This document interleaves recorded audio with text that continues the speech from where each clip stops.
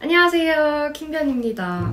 최근에 글자님 루컴마 먹튀 피해 사건에 대해서 고소대리를 맡아서 진행을 했었는데 결국에 유죄 확정 판결이 나오게 됐죠. 그래서요, 오늘은 루컴마 사건이 어떻게 유죄 확정 판결이 나게 됐는지 그 구체적인 법리에 대해서 말씀을 드리려고 해요. 그런 의견들이 많았죠. 이게 된다고? 이게 돼? 정말 이게 된다고? 이런 의견이 저도 이제 많았던 걸로 알고 있는데요. 메이플 스토리에서 게임 아이템 사기 사건에 관한 최초의 선례이기 때문에 아무래도 그렇게 생각하셨을 수도 있을 것 같아요. 그래서 오늘 이 내용에 대해서 좀 자세히 살펴보는 시간을 갖도록 할게요. 구체적인 내용에 들어가기 앞서서요, 유튜브 세글자님께 우선 감사의 말씀을 좀 드리고 싶은데요. 글자님이 정말 용기 있게 시작을 해주셨어요. 아무래도 메이플 관련 선례가 없다 보니까요, 좀 불확실해 보이고 또 길어질 수 있는 과정에서 글자님께서 시청자분들하고 약속을 지키기 위해서 힘을 내주신 것 같아요. 덕분에 저도 많은 시청자분들의 응원을 받았고 덕분에 잘 헤쳐나갈 수 있었던 것 같습니다. 사실 소송이나 이런 절차에서 의뢰인과 변호사와의 합이 굉장히 중요해요. 근데 이제 글자님은 제가 부탁드린 여러 가지 자료 수집이나 그 다음에 이제 여러 가지 일들을 정말 성심성의껏 같이 해주셨어요. 그 덕분에요, 많은 분들이 생각하기에 조금 긴 시간이었다고 생각을 하실 수도 있지만 사실은 일반적인 경우보다 굉장히 빨리 소기의 목표를 달성할 수 있었던 것 같아요. 그래서 글자님이 이렇게 용기를 내주신 덕에 이에 힘입어서 이제 메이플에서 관련 또 아이템 사기나 등등 이런 것들을 당하신 분들의 많은 상담 문의가 있었어요. 그리고 이 외에도 유사한 피해 사례나 아니면 또 다양한 피해 사례를 겪으신 분들이 굉장히 많이 계실 거라고 생각을 해요. 그래서요, 오늘 영상을 참고하셔서요, 나의 경우에도 법적으로 구제를 받을 수 있는지 한번 또 참고해 보시는 기회로 삼으면 좋을 것 같아요. 자, 그러면 본격적으로 루컴마 사건 법리적 검토를 들어가 보도록 할게요. 쟁점은 생각보다 굉장히 많았어요. 그런데 여기서는 이제 공개 가능한 부분에 한해서 대표적인 쟁점들에 관해서 정리를 해보도록 할게요. 참 들어가기 전에 이제 하나 알아두셔야 될 것이요. 겉으로 보기에 비슷해 보이는 게임 아이템 사기의 경우일지라도 적용되는 법조항이라든지 쟁점은 모두가 다를 수 있어요. 그리고 때에 따라서는 안타깝게도 형사처벌의 대상이 되지 않는 경우도 존재하니까 이 부분은 꼭 전문가와 상담을 받아보시기를 권해드리고요. 이번 글자님의 루컴마 사건에서는요, 사기죄의 성부가 쟁점이 됐어요. 형법 제347조에서는요, 사기죄를 규정하고 있는데 사람을 기망하여 재물의 교부를 받거나 재산상 이익을 취득한 자를 처벌하는 규정을 담고 있어요.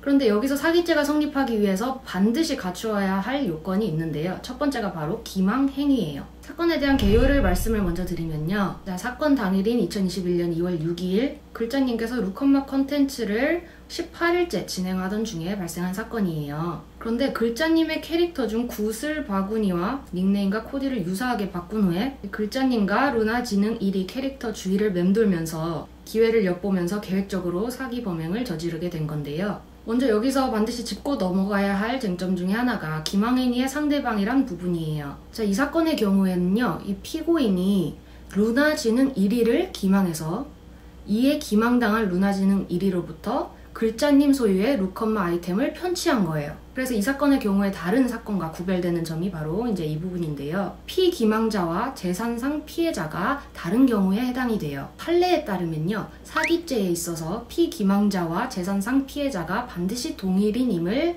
요하지 않는다라는 입장이에요. 그래서 피기망자와 재산상 소유자가 동일인이 아닌 경우에는요, 피기망자가 피해자를 위해서 그 재산을 처분할 수 있는 권능을 가지고 있으면 족하고 또는 그 지위에 있으면 족하다라는 것이 바로 판례의 입장이에요.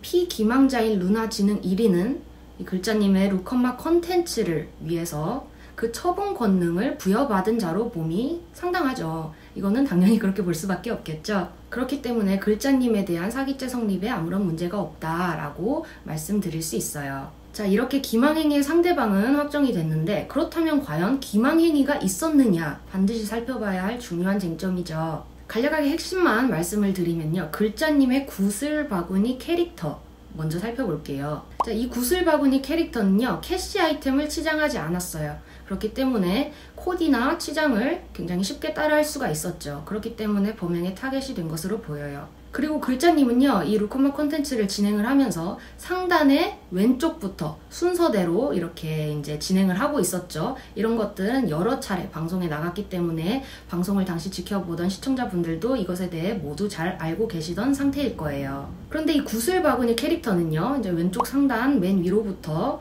11번째에 위치한 캐릭터예요. 그래서 피고인은요, 이 사건 범행을 준비하면서 시간을 벌기 위해서 이 구슬바구니 캐릭터를 사칭하게 된 거라는 거죠. 그리고 다음 사진을 보시면요, 구슬바구니 바로 전 순서인 클리바투 캐릭터에 접속했던 화면이에요. 이때 오른쪽 상단에 보세요.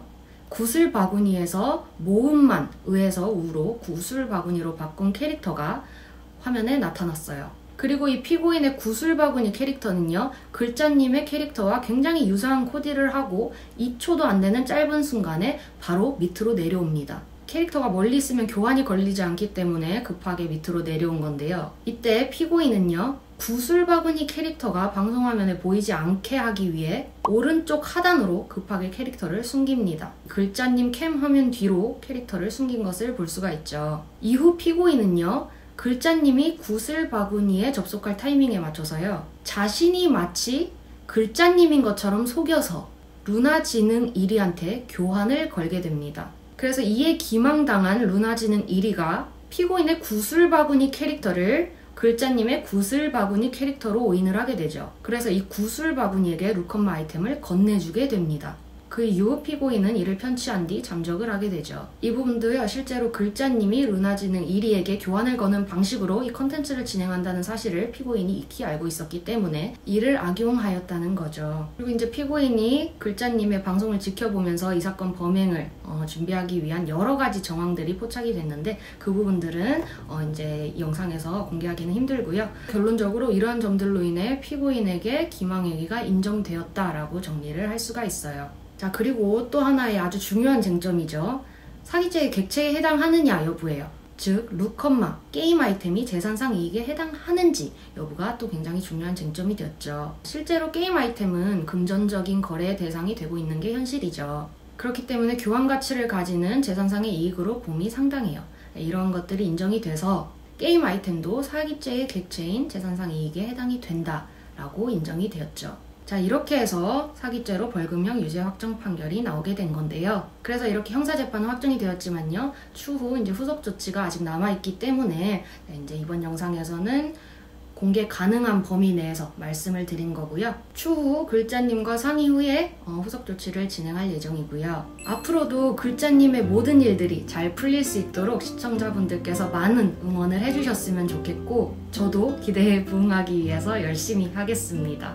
끝까지 시청을 해주셔서 감사합니다. 또 다음에 뵐게요. 안녕!